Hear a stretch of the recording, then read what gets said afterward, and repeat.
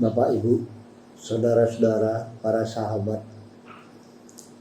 Pada hari ini kita menyadari bahwasanya problem yang kita hadapi dalam kehidupan kita sehari-hari dengan beragam berbagai persoalan, ada hal yang menjadi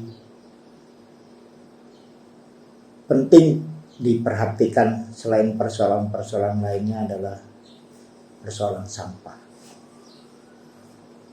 Kita menyadari bahwasanya sampah secara definisi secara umum merupakan barang yang tidak terpakai, terbuang, atau tidak disukai, tidak disenangi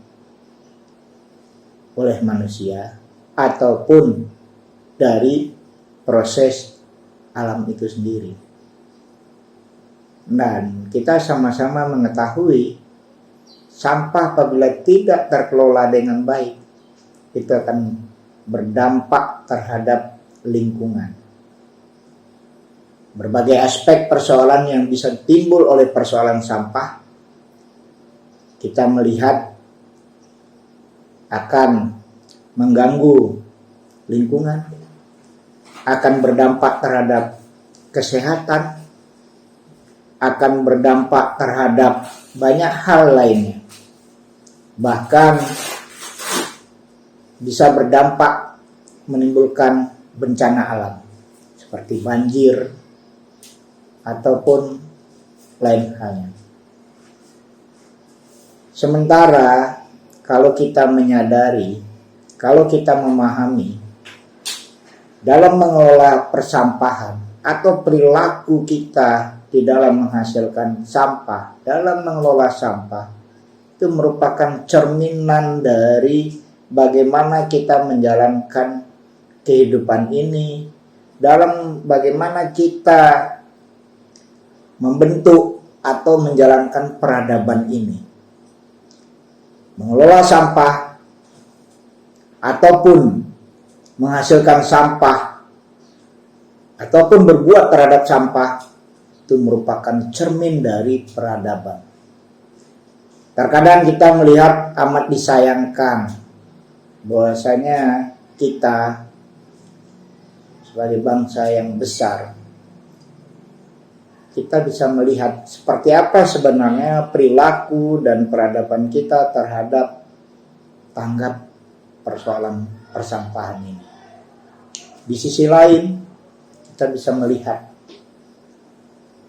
bahwasanya ternyata negara-negara yang tertib berlalu lintas, negara-negara yang bersih, bebas dari korupsi, itu perilaku warga masyarakatnya dalam mengelola sampah sangat-sangat perhatian dan memiliki dedikasi yang tinggi. Kita bisa melihat negara Denmark, Swedia, Norwegia, atau negara-negara yang tertib berlalu lintas. Ada Islandia, ada Jepang, ada Swedia. Bagaimana perilaku warga masyarakatnya di dalam mengelola persampahan? Sangat-sangat jelas dan cukup signifikan tertanggap terhadap persoalan persampahan. Sehingga ini menjadi sebuah tatanan peradaban sebenarnya. Pengelolaan sampah, permasalahan sampah, tanggap terhadap persampahan merupakan cerminan peradaban dari masyarakat itu sendiri. Bagaimana mereka berbudaya. Dan ini sangat relevan pada saat ini. Bahwasanya kita menyadari diibaratkan lagu Keroncong Bengawan Solo, maka sampah yang kita kelola di daratan ini akan jauh mengalir ke lautan.